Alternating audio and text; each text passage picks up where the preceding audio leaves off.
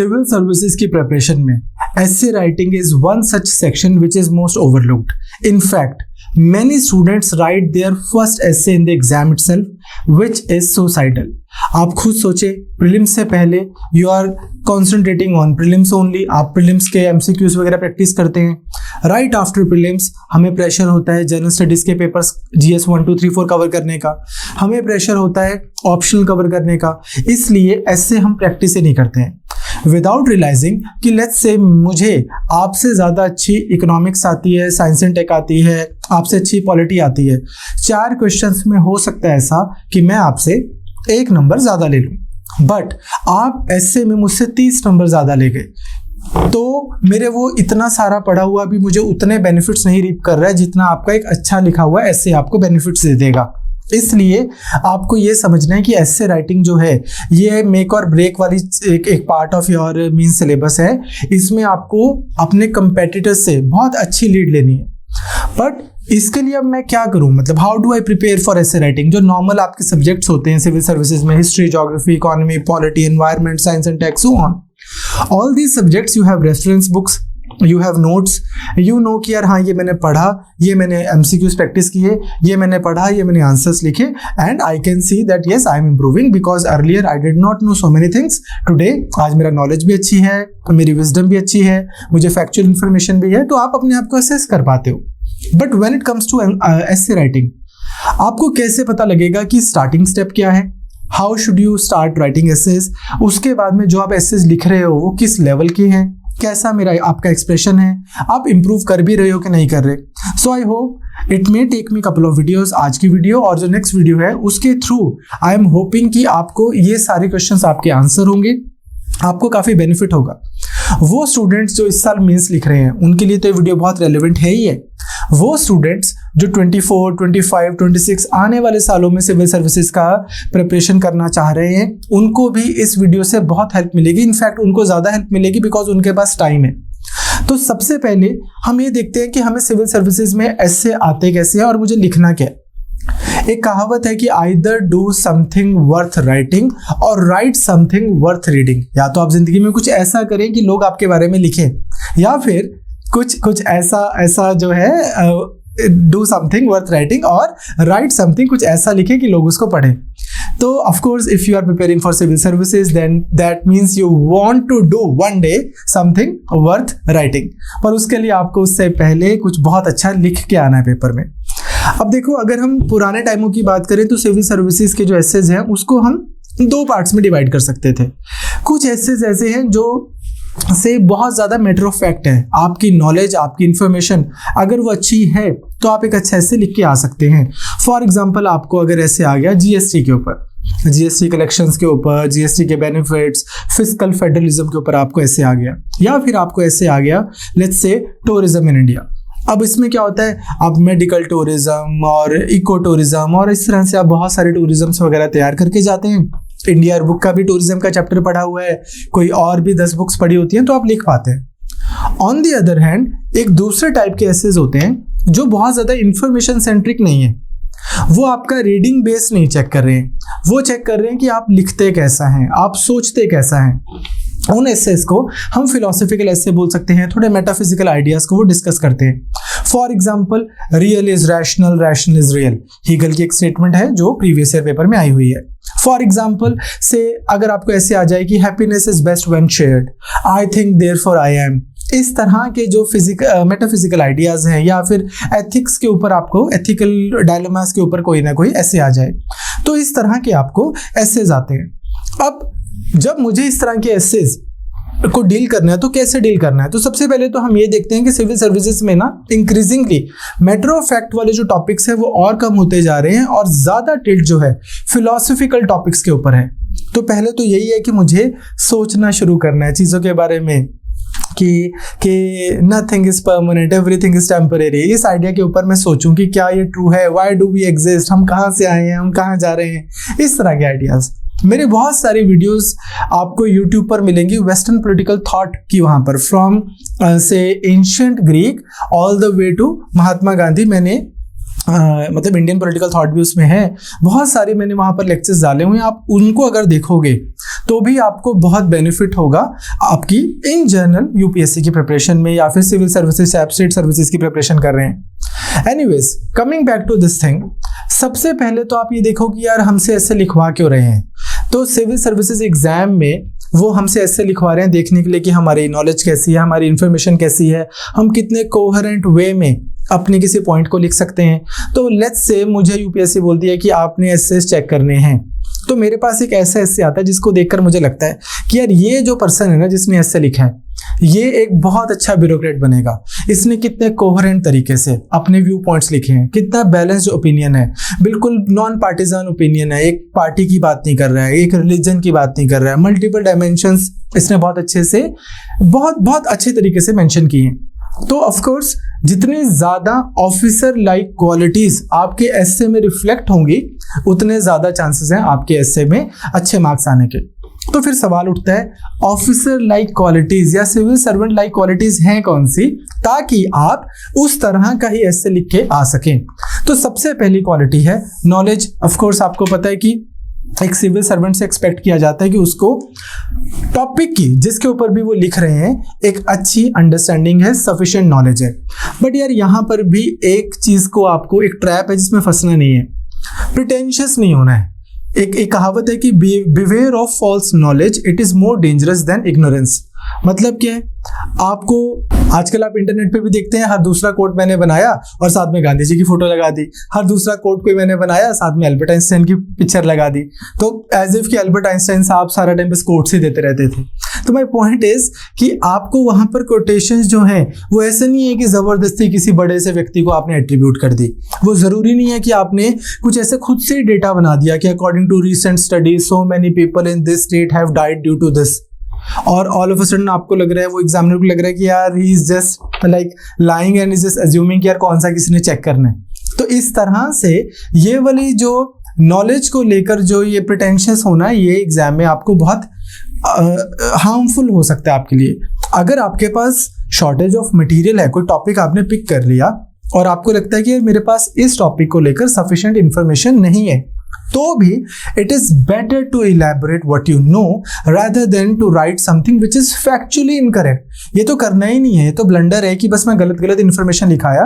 A person who is reading your essay will have time to assess, will have time to like cross verify as well as may have like better knowledge about that particular topic than you। तो ये तो करना ही नहीं है। दूसरा क्या है, थोड़ा एक इंटेग्रिटी और एक आइडियलिज्म आपके एसे में होना चाहिए। अब यार इसका मैं आपके एग्जांपल मैं नॉर्मली क्लास में भी शेयर करता हूँ। अब जैसे इंडिया में कोविड हुआ तो इंडिया की गवर्नमेंट ने अपना बेस्ट किया होगा कि यार हम कैसे बेस्ट हम अपना लोगों को बचा सकते हैं, डॉक्टर्स से लेकर सिविल सर्वेंट्स तक। अब उसमें बहुत कमियां भी रह गई होंगी, लेकिन वो सिविल सर्वेंट, वो आईएएस ऑफिसर जो से मान लो 55 ईयर्स की एज में है, 60 ईयर्स की एज टच करने वाले हैं, उनको भी डायबिटीज़ है, उनको भी बीपी की प्रॉब्लम है, कोमॉर्बिडिटी कैरी करते हैं, वो फिर भी वो डेली हॉस्पिटल्स में जा रहे हैं, अरेंजमेंट्स कर रहे हैं, लोगों को वैक्सीन्स पहुंच रही हैं। तो कोई तो लोग हैं जो काम कर रहे हैं। अगर हम बिल्कुल ही ऐसा हो जाएंगे, डिसमिसिव हो जाएंगे सिस्टम को लेकर, और मैं बहुत सिनिकल हो जाऊं कि सब चोर हैं और कुछ नहीं हो सकता, और एसेंशियली मेरे को बस नेगेटिविटी ही दिखती है, तो वो मेरे एक्सप्रेशन में रिफ्लेक्ट भी होगी।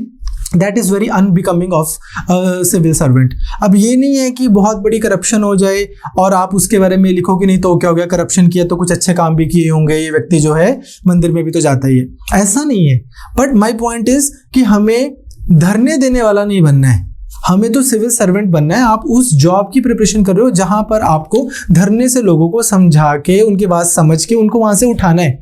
सो एक्टिविस्ट माइंडसेट के साथ में अगर आप बहुत ज़्यादा सोचोगे या उस तरह से आप लिखोगे तो वो बहुत ज़्यादा पॉजिटिव नहीं लगता है पढ़ने वाले को। अब उसको लगता है कि यार अगर आपको इतनी सारी इस तरह की प्रॉब्लम्स हैं तो फिर आप सिविल सर्विसेज में क्यों आ रहे हो। इंक्रीमेंटल इंप्रूवमेंट के ऊपर आपने बहुत जोर देना है, डिनाइल में नहीं जीना है कि हाँ इस देश में सब कुछ बढ़िया है और कहीं पर भी कुछ इंप्रूवमेंट की जरूरत नहीं है। बट ये भी नहीं है कि सब चोर हैं और सब करप्ट हैं और सारे पॉलिटिशियंस ऐसे हैं और सारे लीडर्स ऐसे हैं और सारे ब्यूरोक्रेट्स ऐसे हैं, सारे डॉक्टर्स ऐसे हैं। Let me give an example. जैसे आप कॉमनली सब लोग बोल देते हैं कि सब डॉक्टर्स बस ऐसे टेस्ट लिख देते हैं, इतने इतने सबकी कमीशंस हैं। अब ये जो है एक अम्ब्रेला स्टेटमेंट मैंने दे दी, कितना सिनिकल व्यू पॉइंट है जो वो दिखाता है मेरा विद रिस्पेक्ट टू डॉक्टर्स। कोई भी पर्सन जो मेडिकल बैकग्राउंड से नहीं है, डॉक्टर नहीं है, 4 घंटे इमरजेंसी में किसी पीजीआई के, किसी एम्स के खड़ा होकर दिखा दे, only then they will know कि कितनी चैलेंजिंग जॉब्स हैं उनकी।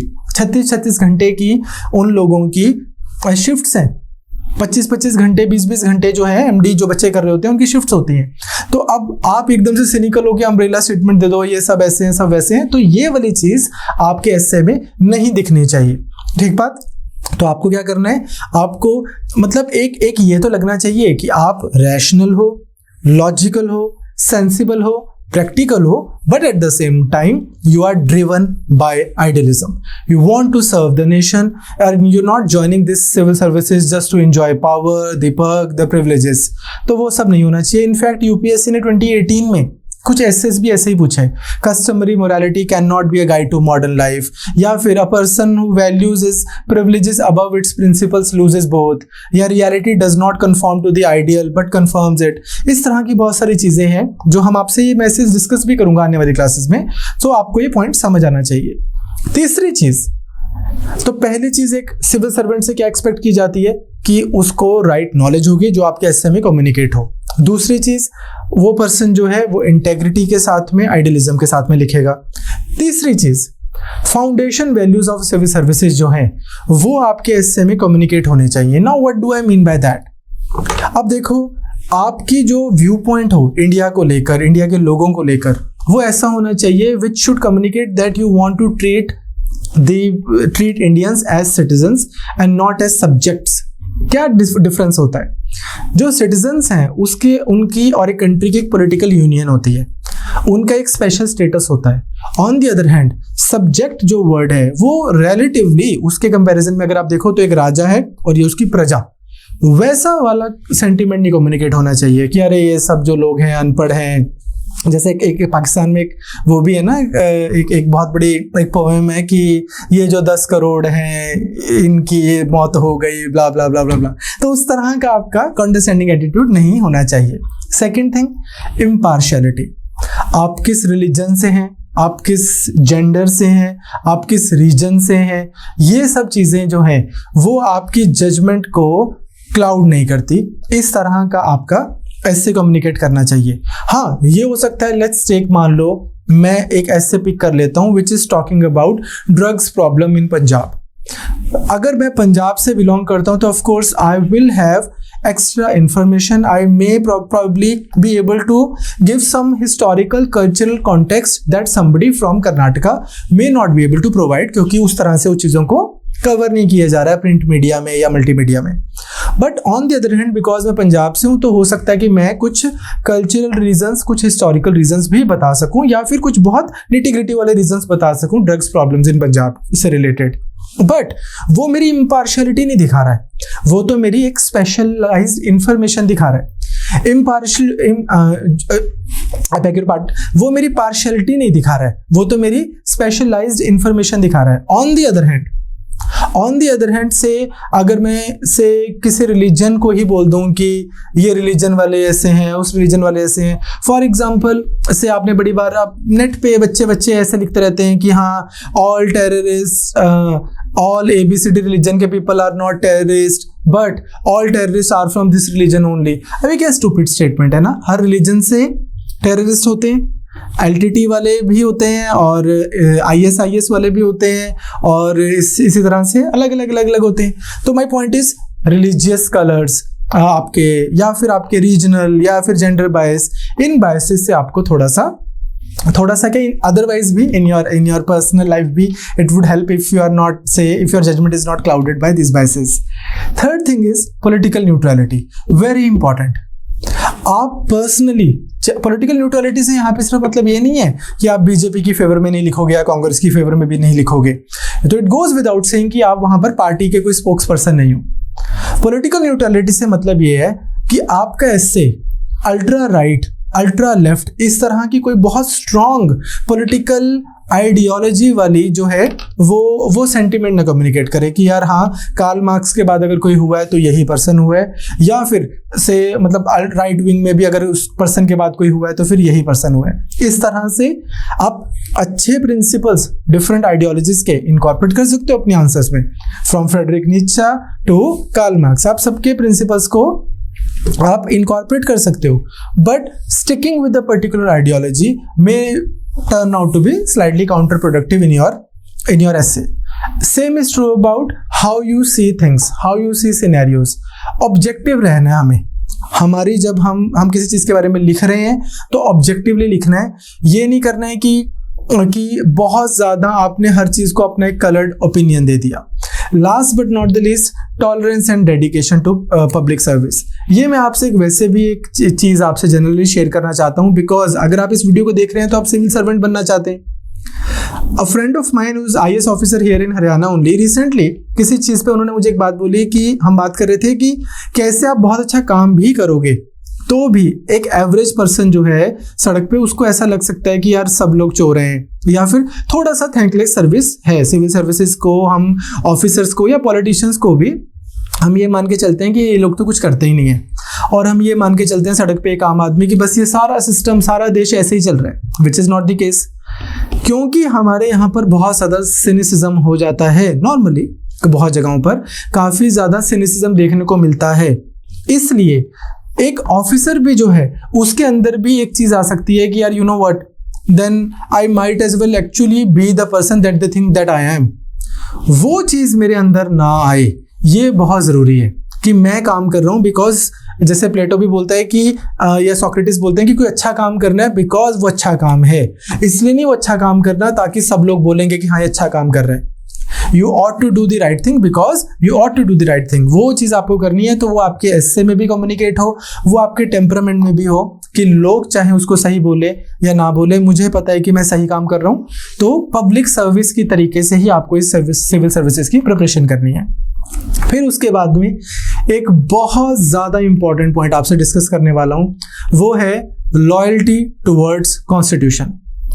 आप बहुत बार देखते होंगे कि बहुत सारे जैसे हम लोग, जैसे कोई भी पर्सन है, अब ऐसा तो नहीं है कि कोई पैदा होता है IAS ऑफिसर या पैदा हुआ IPS ऑफिसर। मैं एक रिलीजन का पर्सन हूँ, मेरे रिलीजन में कुछ लोगों ने कुछ लोगों को भड़का दिया और वो लोग आज सड़क पे रकेस क्रिएट कर रहे हैं सबके लिए। मुझे सरकार वहाँ पर ड्यूटी देती है कि यार इन लोगों को आपको इधर से हटाना है, इन लोगों को हमें मैनेज करना है, समझाना है। अब वहाँ पर मुझे ऑफ कोर्स लोग क्या बोलेंगे, अपने रिलीजन के खिलाफ ही खड़ा हो गया, तू तो इसको छोड़ गया, तू तो उसको छोड़ गया, अब ये जो है ये धर्म से भी ऊपर हो गया, ये इससे भी ऊपर हो गया, वो उससे भी ऊपर हो गया, इस तरह की चीज़ें बोली जाती हैं।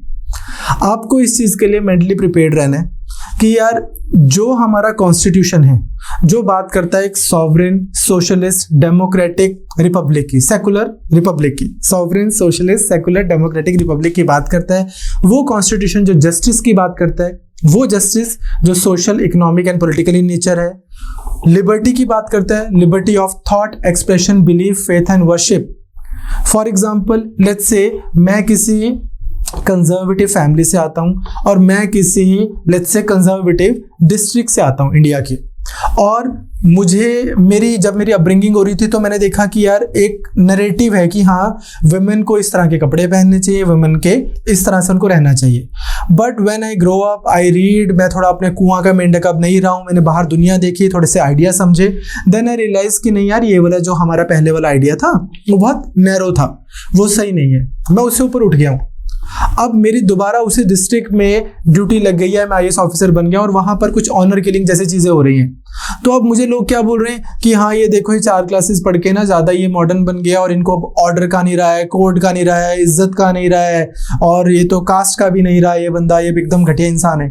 तो मुझे पता हो कि नहीं, मेरी जो लॉयल्टी है, माई loyalty lies with the constitution and not with this से ट्राइबल आइडियोलॉजी। कोई मैं अफगानिस्तान में थोड़ी रह रहा हूँ, you understand? So the point is your loyalty should be aligning with the ideas, these ideas like sovereignty of India, this socialist pattern of society, secularism, democratic republic जो हम इसको बनाना चाहते हैं, ideas like justice, equality, liberty, fraternity, respect for all and so on. तो ये आपको पता हो। अब ये जो है ये मेरी एक इस तरह की मेरी नेचर होनी चाहिए अगर मुझे सिविल सर्विसेज ज्वाइन करनी है। I should have tolerance, I should have this attitude of say public service, I should have these kind of attitudes. ये अगर मैं डेवलप करूंगा तो ऑटोमेटिकली जिस दिन मैं लिखने जाऊंगा तो एक अच्छा हिस्से में लिख पाऊंगा। बट इसके बाद में आती है अब चीजें वो जो बिल्कुल प्रैक्टिकल है। हो सकता है मैं ऐसा इंसान हूं, बट जब मैं लिख रहा हूं तो क्या मैं अच्छा लिख रहा हूं, उसके लिए हमें चाहिए क्लैरिटी ऑफ थॉट। अब कई बार क्या हो जाता है, क्लैरिटी ऑफ थॉट से मतलब क्या है कि कई बार ऐसा होता है कि हमारे पास में बहुत अच्छी इंटेंशन तो होती है, किसी भी डिफिकल्ट सिचुएशन को सॉल्व करने के लिए हमारे इंटेंशन बहुत अच्छी है, बट क्लियर प्रैक्टिकल जिसको हम बोलते हैं ना वर्केबल स्टैंड नहीं है हमारे पास में। अब मैं कोई ऐसी बात बोल दूं जो वर्केबल ही नहीं है, जो प्रैक्टिकल ही नहीं है। जैसे फॉर एग्जांपल मैं आज बोल दूं कि हाँ यार इंडिया में बहुत ही पॉवर्टी है, तो आज शाम को एक काम करते हैं, यूनिवर्सल बेसिक इनकम के अंदर सबके अकाउंट में 10,000 रुपये डाल देते हैं। अब मेरी टेंशन तो बहुत अच्छी है, मैं चाहता हूं कि कोई भी पर्सन इंडिया में ऐसा ना हो जिसके अकाउंट में पैसे ना हो, वो कुछ भी खा सके, रोटी कपड़ा मकान सबके पास हो। बट प्रोबेबली जो मैं एक नी जग सोल्यूशन दे रहा हूं ये प्रैक्टिकल वर्केबल स्टैंड नहीं है अभी राइट नाउ। हाँ, इसके ऊपर डिस्कशन होनी चाहिए, बात होनी चाहिए। सिमिलरली जो मैं लिख रहा हूं वो एम्बिग्यूटी रिफ्लेक्ट ना करे, कंफ्यूजन रिफ्लेक्ट ना करे, मैं डाइवर्स व्यू पॉइंट्स दूं पर एम्बिगुअस सॉल्यूशंस ना दूं कि जिसको पढ़ के एग्जामिनर को लगे कि यार ये तो ठीक है पर कहना क्या चाह रहे हो, आप सजेस्ट क्या कर रहे हो, what is your way forward. तो इस चीज का हमें ख्याल रखना है। फिर उसके बाद में अब चलो आपने देखा कि मैं ना थोड़ा प्रैक्टिकली रीजनेबल थॉट्स भी लिख के आऊंगा, मैं अपना व्यू पॉइंट भी जो है कॉन्स्टिट्यूशन के साथ में अलाइंड होंगे, मेरा व्यू पॉइंट जो है वो सिविल सर्विसेज की वैल्यूज के साथ में अलाइंड होगा। लेकिन एग्जामिनर को तो आपकी अंतरात्मा, आपके अंदर जहन में क्या चल रहा है वो नहीं पता, वो तो जो आपने सामने लिखा है वो वही पढ़ेगा। उसके लिए अब मुझे क्या करना है, अपनी राइटिंग स्किल्स पे काम करना है। जैसे फॉर एग्जांपल ये मैंने आपसे शेयर किया है कि देखो लिखा हुआ मैसेज आ जाता है कि इलेक्शंस, ये मेरे पास एक एसएमएस आया था, फिर उसके बाद एक करेक्शन वाला मैसेज आया, तो इलेक्शंस हैं अभी इंडिया में अगर, तो मैसेज आ गया आपको कास्ट योर वोट, फिर लगा नहीं इसको चेंज करते हैं कास्ट यू आर वोट, फिर आया नहीं कास्ट योर वोट। पॉइंट क्या है, पॉइंट ये है कि मेरी जो एक्सप्रेशन है मेरा ग्रामेटिकली करेक्ट हो, कोहेरेंट हो, अच्छा लिखा हुआ हो मैंने। अब इसमें स्टूडेंट्स को एक बहुत रेगुलरली एक डाउट रहता है कि मैं एसेस को लेकर स्टूडेंट्स को एक डाउट रहता है कि मेरा जो एक्सप्रेशन है वो किस लेवल का हो। तो इसके लिए मैं बड़ा सिंपल सा थंब रूल देता हूँ। जिस इंग्लिश में द हिंदू छपता है, जिस इंग्लिश में द इंडियन एक्सप्रेस छपता है, जिस इंग्लिश में इग्नू के नोट्स होते हैं, उस लेवल का जो एक्सप्रेशन है एग्जाम में, सिविल सर्विसेज के एग्जाम में वो सफिशिएंट है। आपको उससे कुछ बहुत ज़्यादा इंग्लिश का कोई ऐसे शशि थरूरियन इंग्लिश नहीं लिख के आनी है और आपको एकदम सड़क छाप इंग्लिश भी नहीं लिख के आनी है।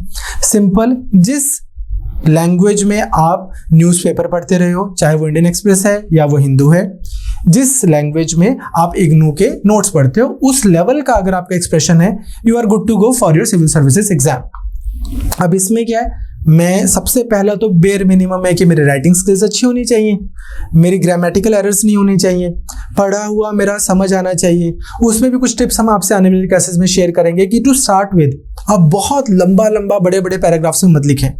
Wherever you feel like putting a comma, put a full stop and start a new line। उससे आप धीरे धीरे अच्छा इंप्रूव करेंगे।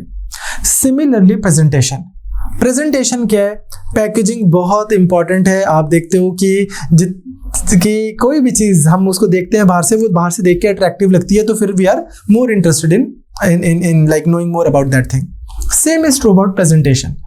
आपको एक चीज समझनी है कि जो एग्जामिनर है वो कितने बच्चों के एसेस जो है वो चेक करेंगे। तकरीबन सब बच्चों ने सेम टॉपिक्स के ऊपर ऐसे लिखे होते हैं। कुछ स्टूडेंट्स जो होंगे वो बहुत अच्छे से अपना आंसर जो है प्रेजेंट करके आएंगे, अपने ऐसे बहुत अच्छे से प्रेजेंट करके आएंगे। अब अच्छी प्रेजेंटेशन किसको बोलते हैं? सबसे पहले it must be clear and legible. साफ लिखो थोड़ा बड़ा लिखो और साफ लिखो। और आप दो चीज़ें मैं आपसे शेयर करना चाहता हूँ। सिविल सर्विसेज के एग्जाम में जो आपको नोटबुक मिलेगी उसमें लाइंस नहीं होंगी, तो आप अगर प्रैक्टिस नहीं करोगे तो आपकी लाइंस यूँ नीचे जा रही होंगी या ऊपर जा रही होंगी। तो आपको जो प्रैक्टिस करनी है, राइटिंग प्रैक्टिस पूरा साल, वो सीधा सीधा लिखने की करनी है। दूसरा, वहां पर आपको बच्चे बहुत स्पीड से लिखना होता है। तो अगर आप अपने प्रैक्टिस मंथ्स में, प्रैक्टिस ईयर्स में अगर आप बहुत छोटा छोटा लिखेंगे तो वहां पर तो फिर आप बहुत ही छोटा छोटा छोटा छोटा लिख के आ जाएंगे। If you are writing in a bigger font while you are preparing for civil services, तो एग्जाम में आप थोड़ा सफिशिएंटली खुला खुला लिख पाएंगे, अच्छा लिख पाएंगे। आप बिल्कुल जिसको सिंपल भाषा में बोलते थे ना स्कूल में कि ये क्या कीड़ियां मकोड़ियां मारी हैं, वो नहीं होगा आपके साथ में। आप सफिशिएंटली बड़ा बड़ा लिख कर आएंगे। दूसरा, प्रिपरेशन का टाइम वो टाइम होता है जिस समय आप न्यूज़पेपर पढ़ रहे हैं या कोई बुक पढ़ रहे हैं। वहां पर आपको ना कोई बहुत अच्छे कोट्स मिलते हैं, कोई नॉर्मल सी कोई सेइंग मिल जाती है जो आपके काम आ जाती है। आप ये देखें, like I been teaching for like almost 10 years now. अभी yesterday I was reading a book, उसमें इन्फ्लेशन का एक चैप्टर था और वहाँ पर एक बड़ा अच्छा कोट लिखा हुआ था। सॉरी, बैंकिंग का एक चैप्टर था और उस पर एक बहुत अच्छा कोट लिखा हुआ था। वो लिखा था कि if you owe bank $500 it's your problem, and if you owe bank $5 million then it's bank's problem।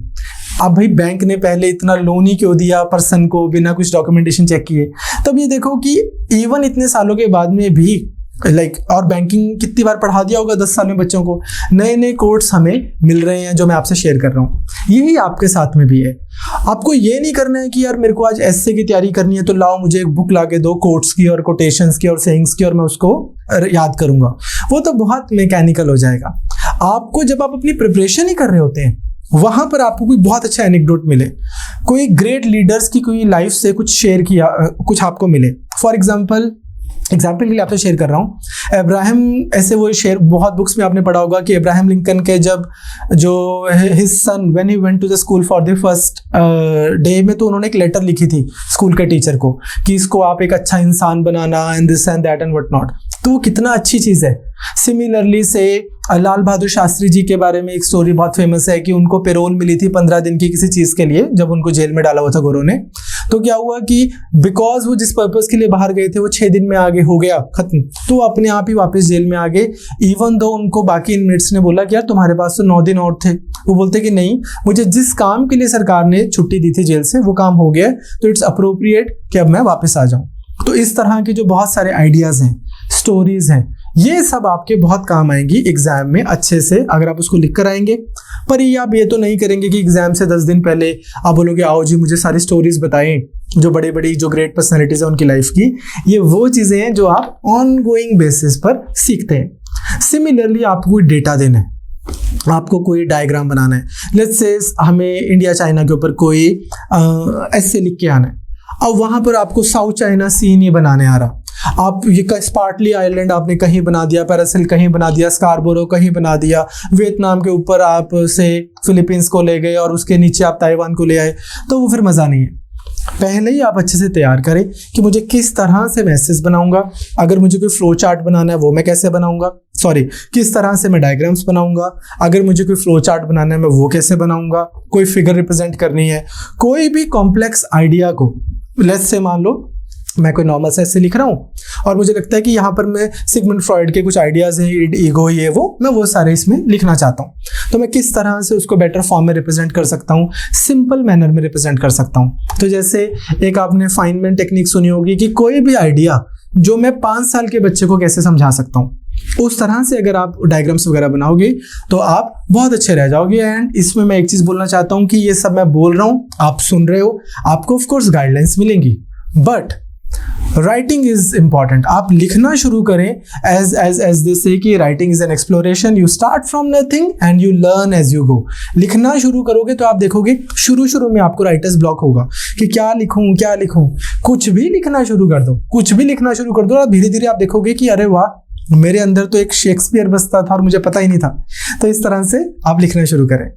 अब राइटिंग स्किल में दूसरी चीज़ क्या है, आपको लगेगा कि मैं कॉन्ट्राडिक्टरी बातें बोल रहा हूँ कि अभी मैं बोल रहा हूँ लिखना शुरू करें और अब मैं दूसरी बात बोलने जा रहा हूँ। वो क्या है कि एक आपने कहावत सुनी होगी कि give me 6 hours to chop down a tree and I will spend the first 4 sharpening the axe. मतलब क्या था कि अगर मुझे कोई पेड़ काटना है तो पहले 4 घंटे लगाऊंगा मैं अपनी कुल्हाड़ी को तीखा करने के लिए, ताकि मैं 2 घंटे में पेड़ काट दूं। मतलब क्या इस बात का यार, अगर मुझे कोई भी ऐसे का टॉपिक मिला है, उस ऐसे के टॉपिक की जब तक मैं ब्रेनस्टॉर्मिंग नहीं कर रहा हूँ कि यार लेट्स से कोई भी जैसे अभी हमने इंडिया चाइना की बात की, लेट्स से मुझे इंडिया चाइना के ऊपर ही ऐसे लिखना हो। अब एक तो मैं कुछ भी लिखना शुरू कर दूं, कुछ भी लिखना शुरू करने से मजा नहीं आएगा, अच्छा एक्सप्रेशन नहीं निकल कर आएगा। जो मैं पहले बोल रहा था कि लिखना शुरू करो, उससे मेरा मतलब है कि पोस्टपोन मत करो कि चलो फिर मैं नेक्स्ट मंथ से ऐसे लिखना शुरू करता हूँ। उससे मेरा मतलब है कि you start today writing your essays today. But when I am saying कि आप एसेस लिखना जो है वो ब्रेनस्टॉर्मिंग के साथ शुरू करो, तो मेरा मतलब क्या है, आपको इंडिया चाइना पे ऐसे लिखना है, आप ब्रेनस्टॉर्मिंग करते हो, हमारे इनके साथ में ऑफिशियल रिलेशंस क्या है, ओके। फिर उसके बाद हमारे चाइना के साथ में लेकिन एक्चुअल रिलेशंस क्या है, फिर आपको लगता है ओके ऑफिशियल रिलेशंस तो हमारे स्ट्रेटेजिक पार्टनरशिप है, हम नेबर्स हैं और ये हैं और वो हैं। बट एक्चुअल रिलेशंस में चाहे वो गैल्वन वैली वाला इशू हो, चाहे वो डोकलाम वाला इशू हो, ऑफिशियल रिलेशंस तो बहुत नीचे जा रहे हैं। तो इस तरह से चाइना प्रॉब्ली दुनिया का वाहिद एक ऐसा इकलौता मुल्क होगा जिसको हाफिज सईद जो है वो रिलीजियस लीडर लगता है और दलाई लामा जी उसको टेररिस्ट लगते हैं। तो यार एक्चुअल रिलेशंस तो हमारे बहुत नीचे जा रहे हैं।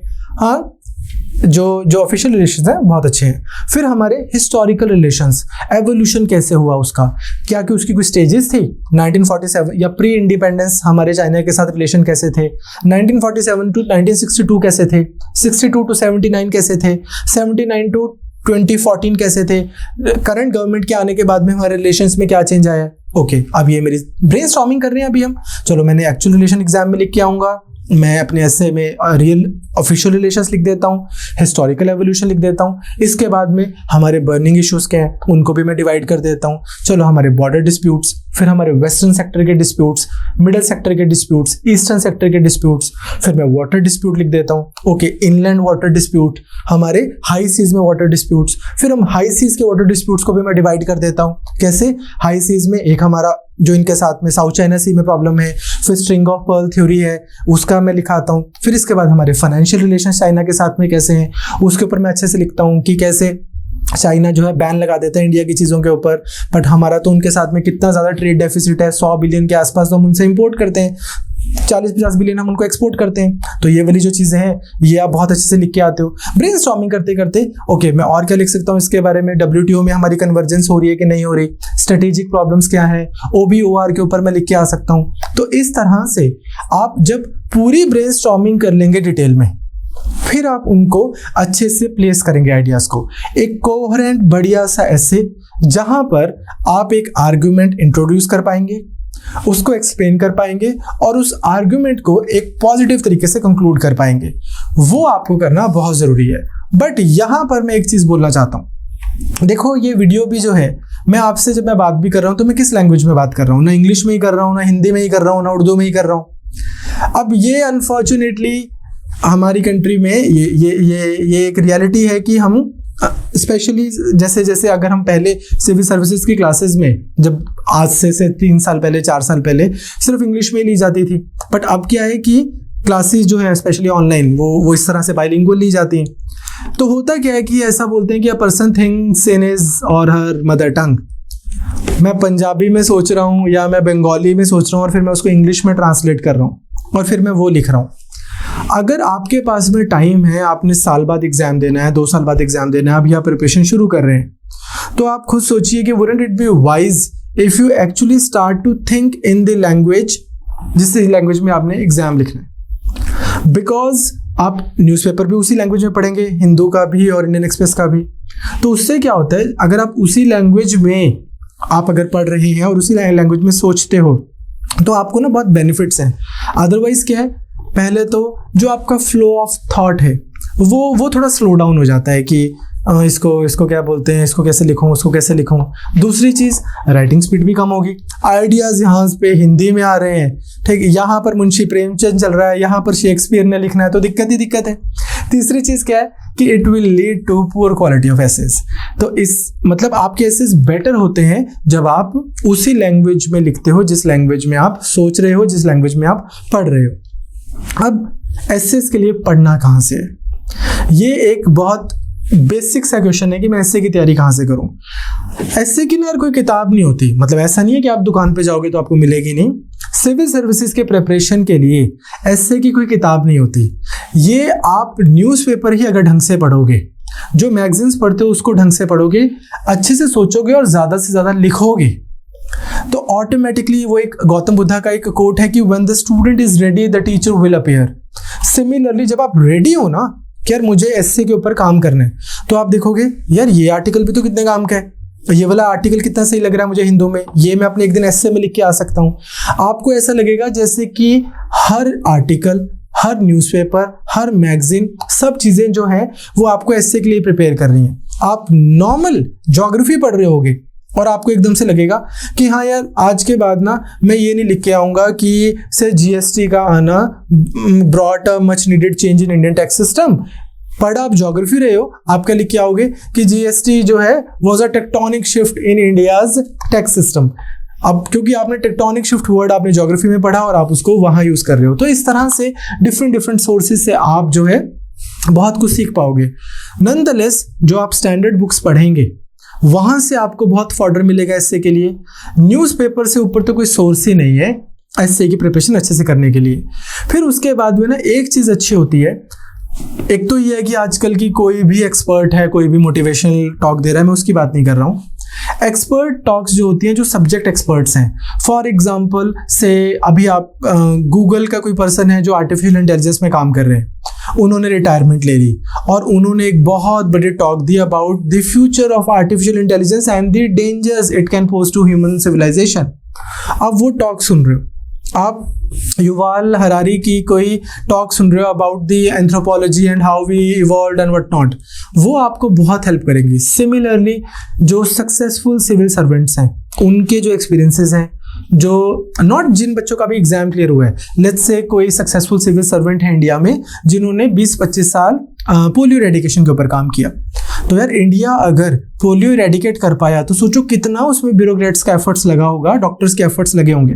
तो if that civil servant is giving you a talk, अगर कोई पर्सन ने से नॉर्थ ईस्ट में बहुत सर्व किया है इंडिया की सिक्योरिटी की, उनको बहुत इंफॉर्मेशन होगी, नॉलेज होगी और अच्छे से वो आपको बता पाएंगे, उस तरह की टॉक्स जो सनसद टीवी वगैरह पे भी आती हैं, लोकसभा टीवी पे आती हैं, अच्छे चैनल्स पे जो आती हैं, वो आपको बहुत हेल्प करेंगी।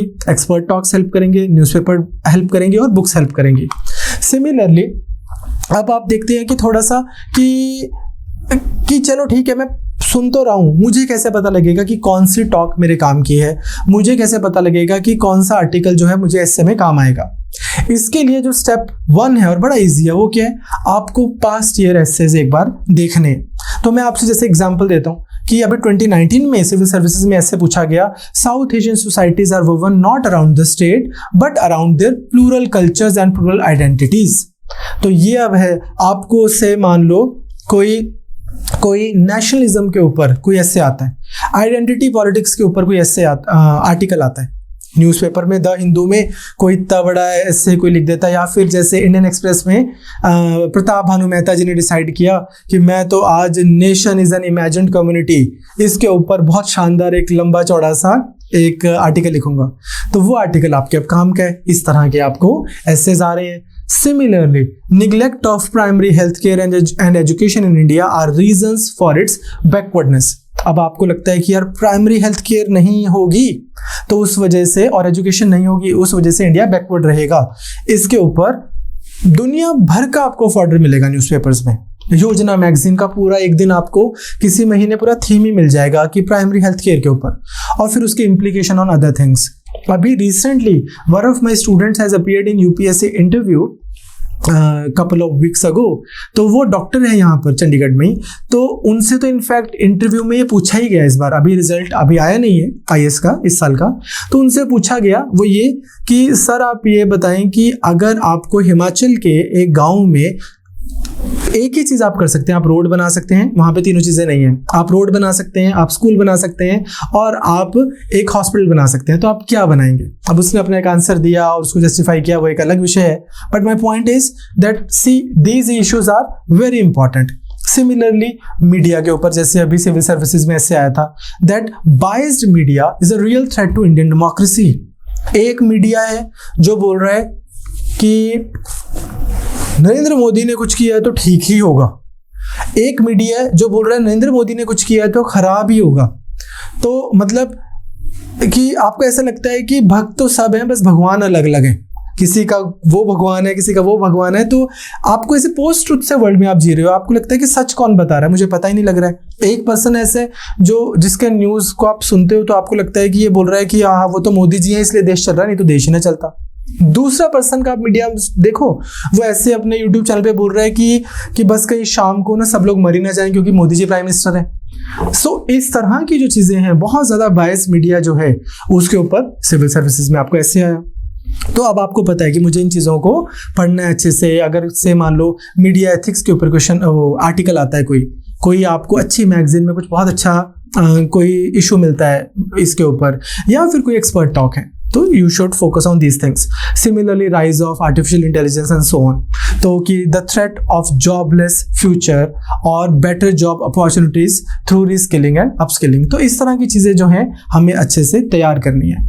अब उसके बाद क्वेश्चन आता है कि जब मैं पढ़ूँ एस्से के लिए, लेट्स से मुझे आर्टिफिशियल इंटेलिजेंस पे ही एस्से आ गया, मुझे कितने डेप्थ में जाना है, क्या मुझे आर्टिफिशियल इंटेलिजेंस का मतलब ये कोडिंग कहाँ से शुरू हुई उतने डेप्थ तक में मेरे को ऐसे लिख के आना है, कितनी डिटेल में मुझे जाना है। अब इसमें भी वही है कि एक रैशनल, आपको सिंपल जो पर्सन, एक सिविल सर्वेंट जिसको उसको जितना पता होना चाहिए उतना सफिशिएंट है। मतलब क्या है यार, देखिए आपको हम आर्टिफिशियल इंटेलिजेंस के बारे में आप क्या जानते हैं, आपसे गूगल तो पूछ नहीं रहा है, उन्होंने आपको कोडर तो लगाना नहीं है, या फिर उन्होंने आपको कोई डेवलपर तो लगाना नहीं है।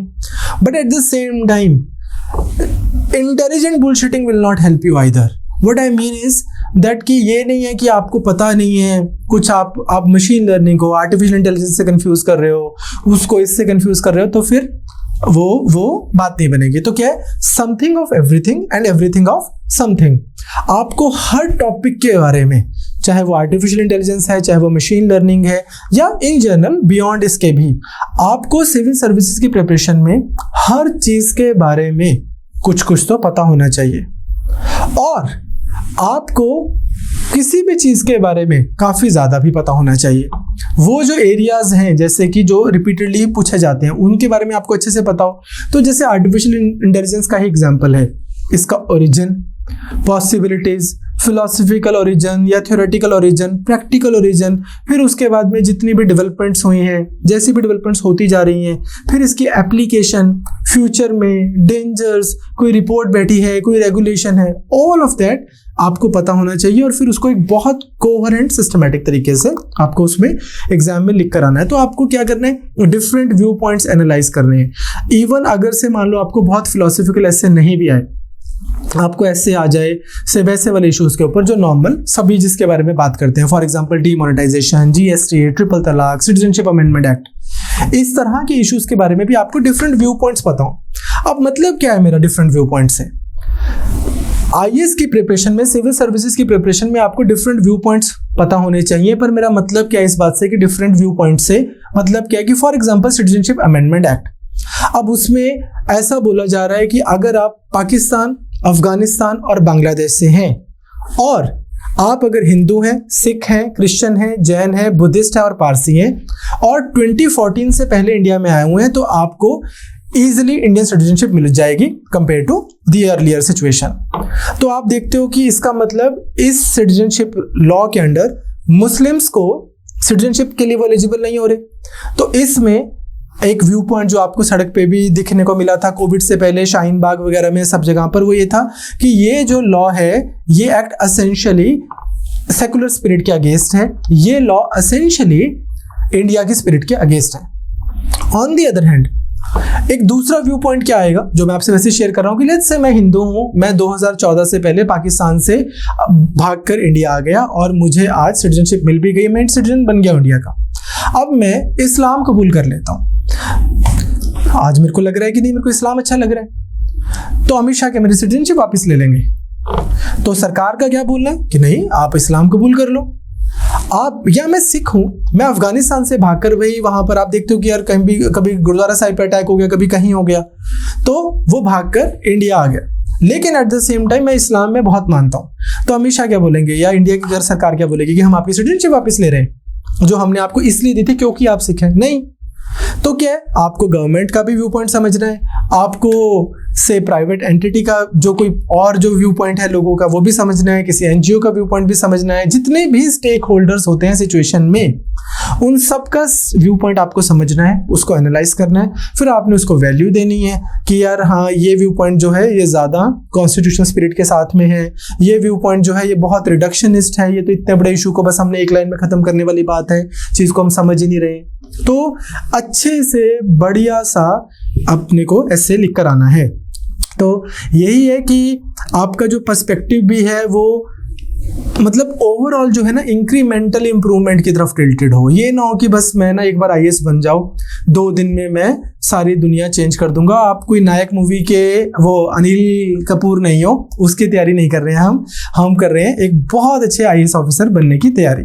ठीक, तो आई होप कि आप अच्छे से एसेस लिखेंगे। पर एक चीज़ मैं आपको बताना चाहता हूँ, मैं आपसे और भी एसे की क्लासेस लूँगा और भी वीडियोस बनाऊंगा, बट कोई वीडियो का आपको फ़ायदा नहीं होगा अगर आप रेगुलरली एसे नहीं लिख रहे हैं। और एक चीज़ आपको जो करनी है बहुत ज़रूरी है, वो क्या है, अपने एसे को कुछ दिनों के गैप के बाद रिव्यू करें।